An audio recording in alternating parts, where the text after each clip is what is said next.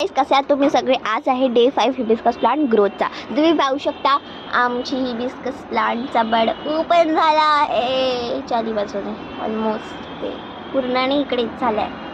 तर तुम्ही पाहू शकता इकडे दुसरा बड पण अजून मोठा होता, अजून फुललाच नाही आहे. आता जास्त असते ते किती सुंदर असतं. तिथे तर कापलं आहे लोकांनी. आता तुम्ही पाहू शकता दुसरीकडे आमचा पेरिविंकल.